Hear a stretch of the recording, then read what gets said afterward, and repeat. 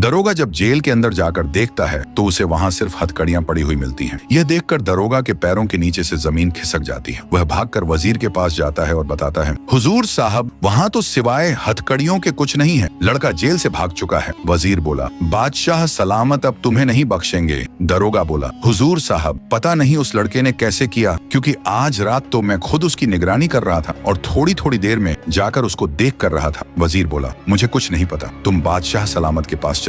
दरोगा को लेकर वजीर बादशाह के पास पहुंचा और सारा माजरा बताया तो बादशाह का मुंह पीला पड़ गया, जैसे एकदम उसके शरीर से प्राण निकल गए हों। वह आनन फानन में अपने शयन कक्ष की ओर दौड़ा। देखा तो उसका मुकुट भी गायब था। शहजादी बानो अपने पिता के महल में आती है। देखा तो बादशाह उदास बैठा हुआ है। शहजादी ने उनसे मायूसी का कारण पूछा तो बादशाह बोला, क्या फायदा मेरे बादशाह होने का जब एक मामूली सा चोर लड़का मेरे महल में दाखिल हो जाता है और जो उसका मन करे उठा ले जाता है। शहजादी बोली, मुझे तो लगता है सभी नौकर उस कमबख्त से मिले हुए हैं, पर आप उदास मत हो अब्बा जान। एक तरीका है उसे पकड़ने का और आपका ताज फिर से पाने का। आप उस बूढ़े राहगीर को फिर से कैद करवा कर पूरे नगर में घोषणा करवा दीजिए कि बूढ़े मछुआरे की आंखें निकालकर उसे शहजादी के महल में बंदी बनाकर रखा गया है। वो उसे बचाने जरूर आएगा। बादशाह के हुक्म की देर थी कि कुछ ही देर में सैनिक उस बूढ़े राहगीर को पकड़ लाए।